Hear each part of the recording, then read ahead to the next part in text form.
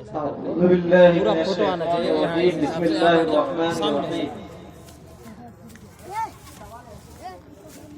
Stage پر تشریف فرما حفاظ کرام، علماء کرام اور سامعین اور پردے میں بیٹھی ہوئی میری عزت دار ماں و بہنوں، السلام علیکم ورحمۃ اللہ وبرکاتہ۔ وعلیکم السلام ورحمۃ اللہ وبرکاتہ۔ سب سے پہلے میں تو یہ کہوں گا کہ آپ چاہے خوش نصیب ہیں یا بد نصیب ہیں،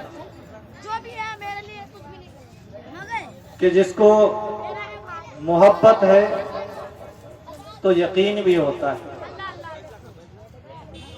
کہ جس کو چاہت ہے تو طلب بھی ہوتی ہے۔ کیا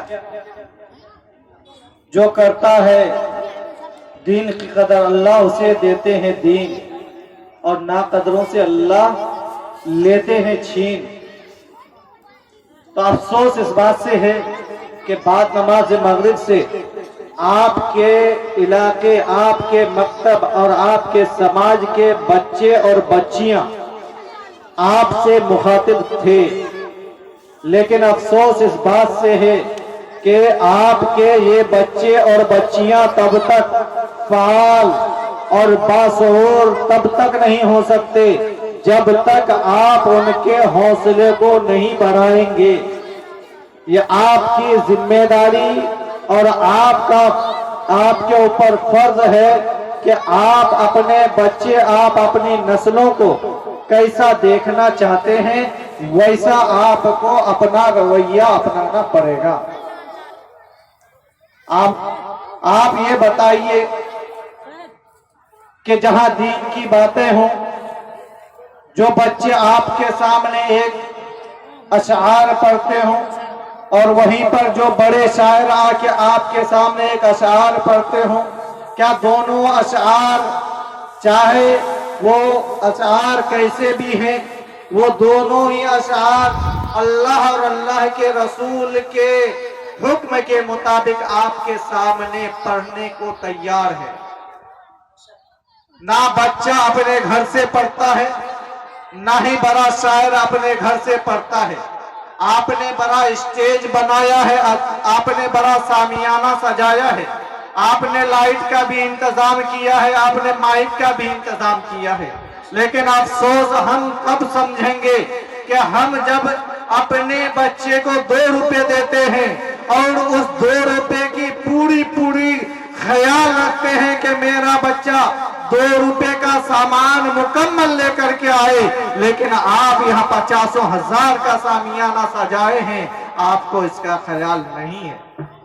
افسوس اس بات کا ہے جب آپ دین کو اہمیت نہیں دیں گے اور دین کے لیے جو چیز کیا جائے اس کی اہمیت آپ کے سامنے نہیں ہوگی، پھر آپ اللہ کے سامنے چاہے کتنا بھی گرگرا لے، کیونکہ اللہ کے سامنے نیتوں پر فیصلہ ہوتا ہے۔ انما الاعمال بالنیات، عمل کا دار و مدار نیت پر ہے۔ اللہ تعالیٰ نیتوں کو سمجھتے ہیں، اللہ تعالیٰ نیتوں پر فیصلہ کرتے ہیں۔ آپ اور ہم سمجھتے ہیں کہ کوئی بڑے عالم آ کر کے آپ کے سامنے کچھ بیان کریں، باہر کے عالم آئیں، لوگوں اس ذہن کو بدل لو، لوگوں اس ذہن کو جب تک ہم اور آپ نہیں بدلیں گے ہمارا اور آپ کا معاشرہ بہتر معاشرہ نہیں ہو سکتا۔ میں آپ کو ایک مثال دے کر بتاؤں کہ آپ جب پورنیہ ڈاکٹر کے ہاں جائیں گے اور ایک ڈاکٹر سے اپنا تشخیص کرائیں گے، وہ ڈاکٹر آپ کو ایکس رے لکھے گا، خون کا جانچ لکھے گا، آپ کو الٹرا ساؤنڈ لکھے گا، اور آپ کیا کریں گے؟ وہ الٹرا ساؤنڈ، وہ خون کا رپورٹ لے کر کے دوسرے ڈاکٹر کو دے دیں گے، اور آپ چاہیں گے کہ جس ڈاکٹر کو آپ نے فیس دیا ہے بغیر جانچ کیے ہوئے پرچی کے، یعنی الٹرا ساؤنڈ خون کی رپورٹ ان کو دکھائے بغیر، آپ یہ سوچیں گے ہم نے اس کو فیس دیا ہے، ان کو تو دوائی لکھنا پڑے گا۔ ناممکن ہے، وہ ڈاکٹر آپ کی دوائی نہیں لکھ سکتا جب تک آپ وہ جانچ کی پوری رپورٹ اس ڈاکٹر کے پاس نہیں دے دیتے۔ इसी तरीके से आप अपने इलाके के उलमा को जिम्मेदारी दिए कि मेरे घर में निकाह होगा, मेरे यहाँ का उलमा आए, मेरे गांव का उलमा आकर के लड़की वाले के यहाँ का उलमा उनके घर के बच्चियों का निकाह पढ़ाए। तो एक बात ये बताइए कि जो निकाह में जाएंगे, जो आलिम निकाह में जाएंगे, उन्हीं को न पता होगा कि आपके घर में, आपके यहाँ की शादी में अल्लाह के रसूल के फरमान को तोड़ा जाता है या अल्लाह के रसूल के फरमान को कायम किया जाता है, वही न जानेंगे। क्या जो जिस आलिम को आप बाहर से बुलाएंगे उसको पता है क्या किस घर में क्या बात है? नहीं है पता। जब आपके यहाँ मैयत के मामले में जनाजे की नमाज पढ़ाई जाती है, आपके गांव का बच्चा, आपके घर का बच्चा उस जनाजे की नमाज को जब पढ़ाते हैं, उनके सामने बातें आती हैं, उनके सामने ये भी बातें आती हैं कि ये इंसान कैसा था, इनके ऊपर इनके साथ क्या क्या मामला थे, ये तमाम जानकारियां उनको होती है। और फिर वो आपके सामने खड़े होकर तकरीर करते हैं। उस वक्त ये बताइए कि उस शख्स की मग़फ़िरत के लिए सच्चे दिल से दुआ कौन कर सकता है? क्या बाहर से आए हुए उलमा कर सकते हैं? नहीं कर सकते। इसलिए आपको जरूरत इस बात की है, इस समाज को जब आप बदलना चाहेंगे तो आपको खुद को बदलना पड़ेगा। आप जब दूसरे के घर के अंदर तरबियत देना चाहेंगे, आपको अपने घर के अंदर तरबियत देनी होगी। आप दूसरे के यहाँ जलसा सुनने जाते हैं और भीड़ कम हो जाए तो कहते हैं वो जलसा नाकाम हो गया। नाकाम जलसा तब होता है जब जलसे में अल्लाह और उसके रसूल की बातें की जाए और उनमें से कोई एक शख्स अगर अमल कर लेता है, वो जलसा कामयाब हो जाता है। और जिस जलसे में पूरी भीड़ हो, एक शख्स भी उसमें अमल करने वाला नहीं हो, वो जलसा नाकाम हो जाता है। जलसे का अमल, जलसा क्या है? जलसा ये है कि एक आलिम दीन एक साथ अपनी बात, अल्लाह और उसके रसूल की बात तमाम लोगों के बीच एक साथ पहुंचा सके। इसका नाम जलसा है। जलसा जुमे में भी होता है, लेकिन जुमे में हर कोई जुमा नहीं पढ़ते। मुसलमान तो हैं, लेकिन हर कोई जुमा नहीं पढ़ते, जिसकी वजह से वो इंसान जुमे के जलसे से महरूम हो जाता है। आप क्या है, आज मकतब है, मकतब में हर किसी का बच्चा पढ़ने के लिए नहीं जाता। आज मकतब को हिकारत की निगाहों से देखा जाता है। लेकिन लोगों, ये वही मकतब है जिस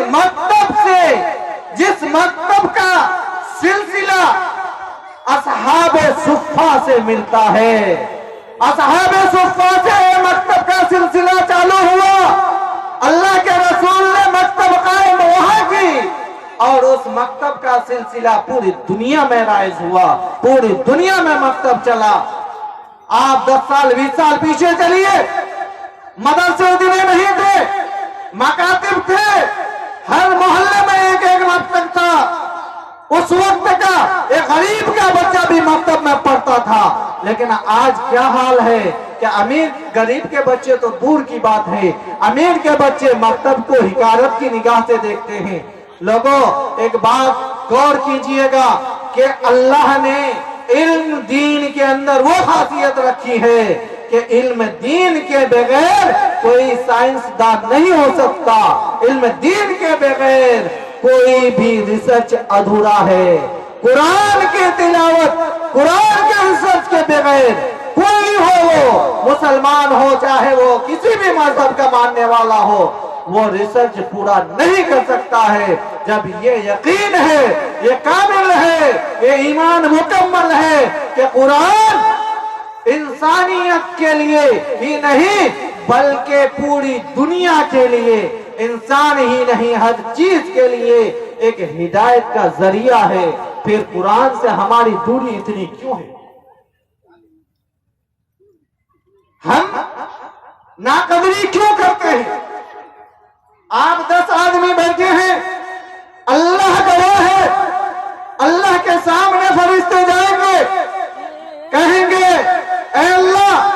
सिर्फ बातें, मासूम मासूम बच्चे, जो बच्चे गुनाह तो नहीं जानते, जो मासूम बच्चे, फरिश्तों जैसी सिफत वाले बच्चे, आपकी वहदानियत, आपकी बड़ाई, लोगों के सामने आपकी बड़ाई करते थे।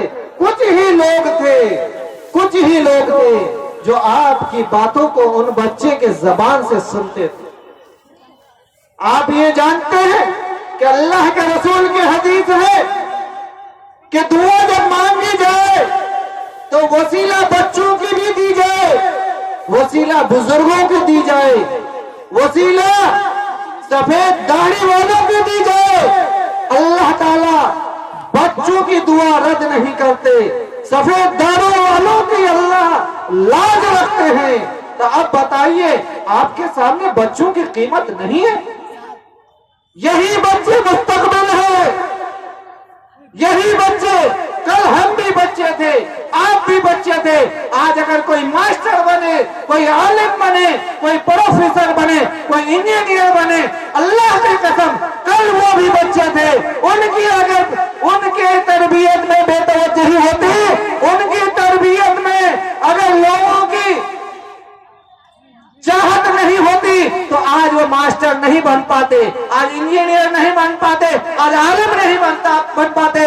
बल्कि उनके ऊपर लोगों ने मेहनतें की, लोगों की तवज्जो उनके ऊपर रही है, जिसकी बदौलत वो आज आलिम भी बने हैं, हाफिज भी बने हैं, इंजीनियर भी बने हैं, मास्टर भी बने हैं, डॉक्टर भी बने हैं और बड़े बड़े तिजारत पेशा भी बने हैं। पीछे वाले दिनों को याद करने की जरूरत है कि कल हमारी कामयाबी के पीछे बुजुर्गों का हाथ था और आज इन बच्चों की कामयाबी के पीछे आपकी जरूरत है। अगर आप अपनी जरूरत को नहीं समझेंगे तो फिर आपकी आने वाली नस्लों की भी जरूरत कोई नहीं समझने वाला है।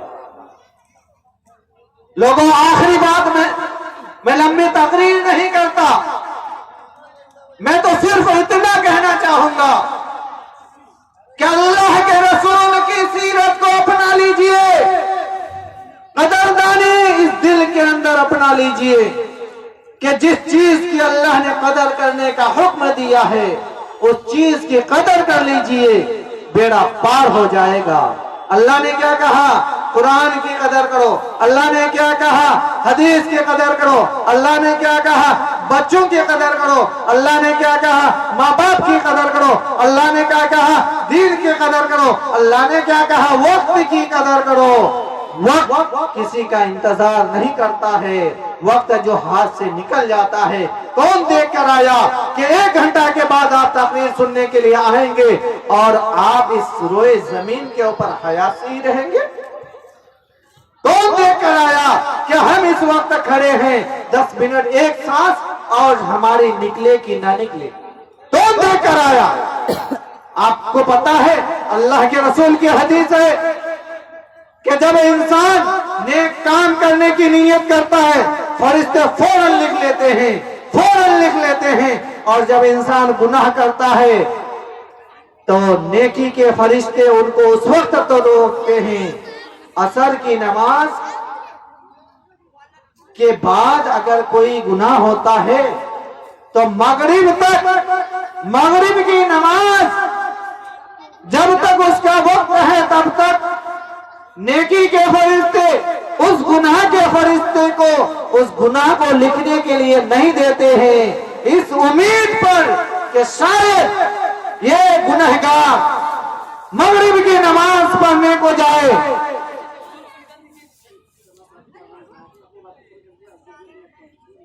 मगरिब की नमाज में यह शख्स अपनी मगफिरत की दुआ मांग ले, शायद अल्लाह इसकी मगफिरत कर दे।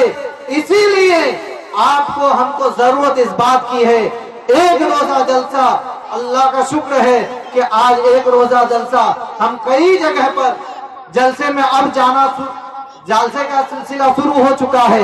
एक रोजा जलसा, और वो भी जलसा ऐसे वक्त पर हो जैसे एक लालटेन में तेल जब तक है उससे फायदा उठा लीजिए। इसी तरीके से جب تک آنکھ میں نیند نہیں ہے علماء کی تقریر سن لیجئے، علماء کی تقریر، حفاظ کے قرأت کو اور شاعر اسلام کے شاعر کو سن لیجئے۔ یہی اصل مقصد ہے کہ آنکھ لگ جائے گی، آپ مقرر کی بات کیا سمجھ سکیں گے یا مقرر کیا کہیں گے۔ اس چیز سے ہم کو اور آپ کو سبق لینے کی ضرورت ہے کہ ہم کو کسی کو تکلیف نہیں پہنچانی ہے، ہم کو اللہ کے رسول کی بات محبت کے ساتھ پہنچانی ہے لوگوں تک۔ اللہ تعالیٰ سے دعا کیجئے، اللہ تعالیٰ ہمیں بھی ہدایت عطا فرمائے، اللہ تعالیٰ ہمیں اور تمام لوگوں کو صراط المستقیم پر چلنے کی توفیق عطا فرمائے۔ وآخر دعوانا الحمدللہ رب العالمین۔